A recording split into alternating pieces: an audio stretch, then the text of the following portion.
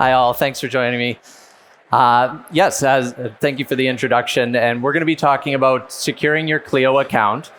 And this is the talk for people who have stopped using their last name and their year of birth as their password, and what we do after that.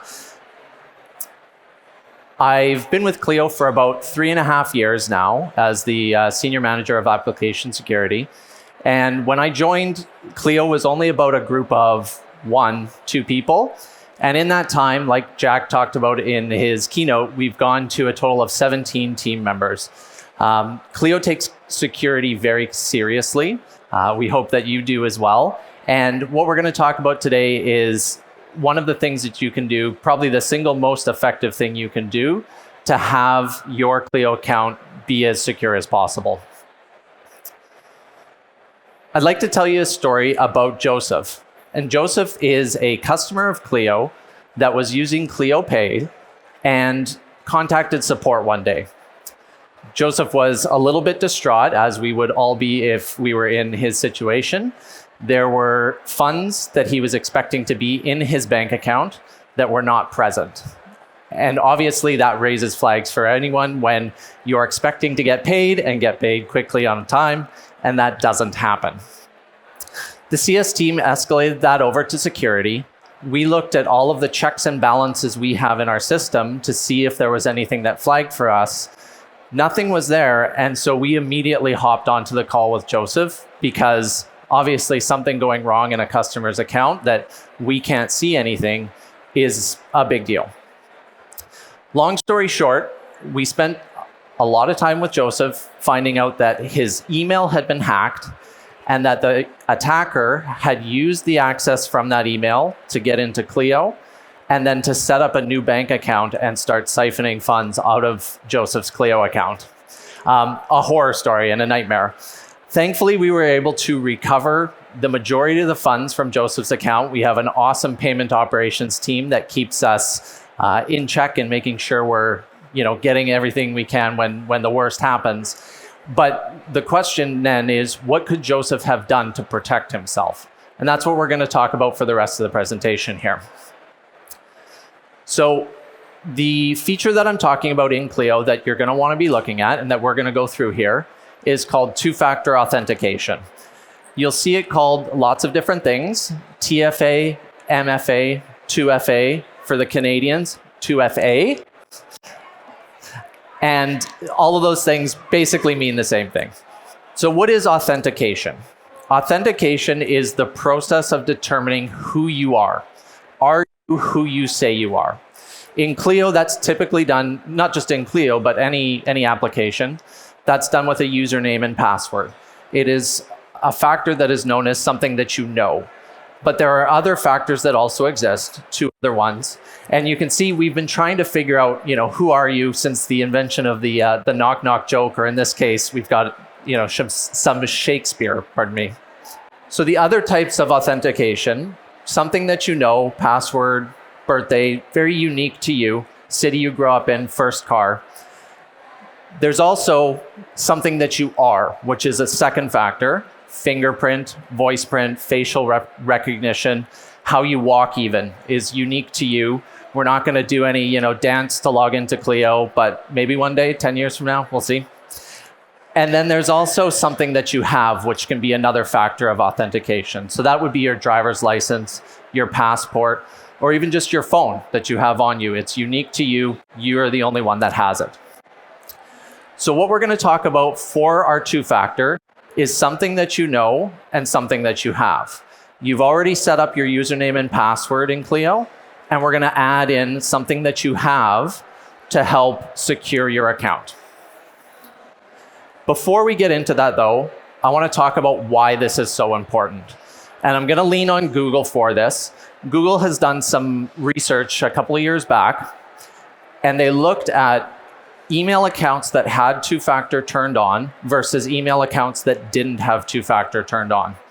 The stats were those with two-factor were 100% protection against automated bots and 96% efficacy against password stealing phishing attacks. There is very rarely a silver bullet in security. Two-factor authentication is it.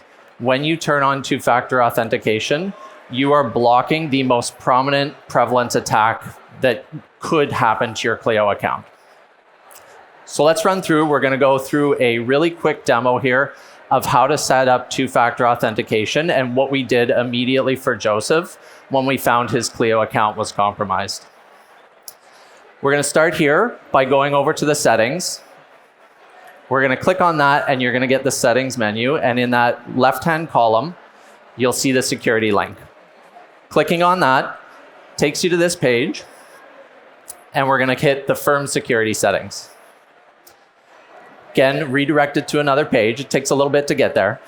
And in the bottom there, you can see it's yellow, which means two-factor authentication hasn't been set up. If you've already set this up, it'll be green, and we're done. You're doing great at that point.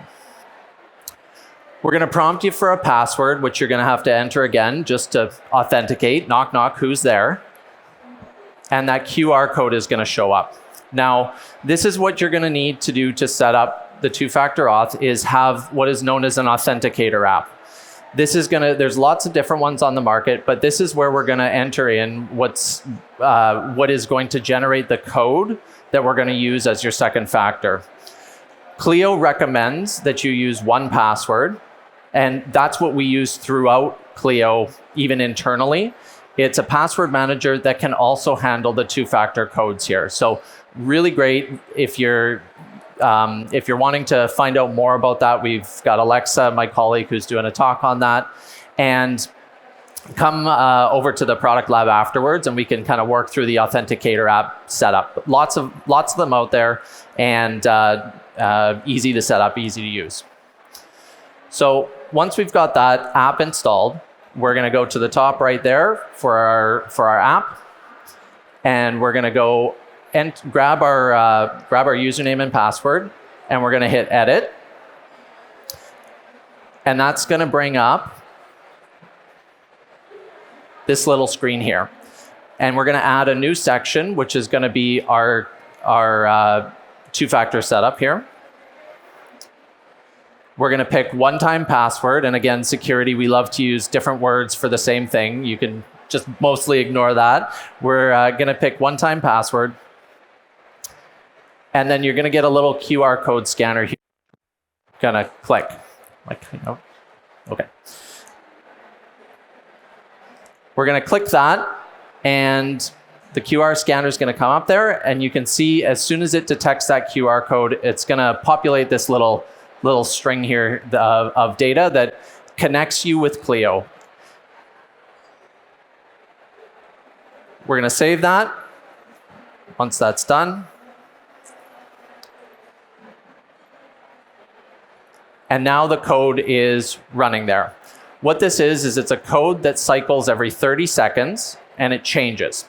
It's unique to you, and we can identify it to you as well within Clio. So what we're going to do next is we're going to make sure that got set up all properly. We're going to hit continue, and it's going to prompt us to enter in that security code. This is verifying that you're set up on your end, and that we've got everything set up successfully on ours. You'll hit continue there, and if everything was successful, you'll get this screen, which is your backup codes. Now, if things didn't go well, if you didn't properly set things up, you might get an error that says, didn't work properly. The biggest issue that we see there is if your clock is off on your laptop, it needs to be in sync with the local time. If you're having any problems setting that up, absolutely come see us in the product lab. With these backup codes, what you're going to want to do, put them somewhere secure. For myself, just a filing cabinet at home, just somewhere there where nobody's just going to stumble over it. So not hiding it under your computer is a good idea. And anywhere else that's nice and safe and secure that somebody isn't going to stumble upon it if they had your laptop. Those you're going to use in the event that you don't have access to your two-factor you lose access to your mobile phone, if you can't, your laptop gets stolen or something like that, this is going to be the backup that you use to recover and get back set up on your two-factor auth and back into Clio. The final thing you'll be prompted with is the ability to use the Clio mobile app. And with that, if you are using Clio mobile, you can have what's called a push notification sent out, where we're going to message you and say, hey, somebody's trying to log into Clio. Do you want this? You could say yes. And then you don't even have to worry about the codes altogether. So just having that push notification instead of setting up the two-factor code.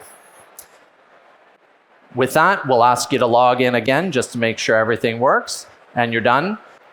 These steps take a little bit of time the first time you do it, and you're like, okay, how am I doing? What am I doing here? Once you've done it 1 or 2 times, it'll become second nature and the best thing you can do for your account. The next question that we get often is, what happens if things go wrong? What if I lose my phone? What if I don't have my phone with me? What if I can't find my phone? That's a common thing. So how am I going to be able to recover if I'm locked out of my account? There's 2 things that you can do depending on what your role is within Clio. If you're not the firm administrator, you can talk to your firm administrator and they can unlock this for you. They've got a little button in there. They can turn off two-factor authentication and you can log in and then please reset it again when you're set up again and have everything going again. The other case is if you are the firm administrator and you can't get in, then you're going to need to call our customer support team. They're going to send you out a link and you're going to get a page that looks like this. Now, what we're doing here is we're using another form of authentication. So we're using your driver's license to find out who you are and help you recover that account and get you back in there. In this case here, my colleague Chris, who made the slides, he put his university ID here. We would reject this because this isn't a valid form of identification. But an example case here of taking his picture, putting his ID in there so that we could recover his account for him in theory. This data is only available to a small subset of Clio users, just the security team. Obviously very sensitive personal identifiable information. So there's only a small number of people that can approve this and unlock your account. And then we only keep this data for a minimum period of time so that we're not holding on to your driver's license or passport. I don't want that data in my system any longer than it needs to be. So we delete it after a year and that all goes away, protect you. So to kind of sum up everything here that we've gone through, the single most effective thing you can do to secure your Clio account is to turn on two-factor authentication.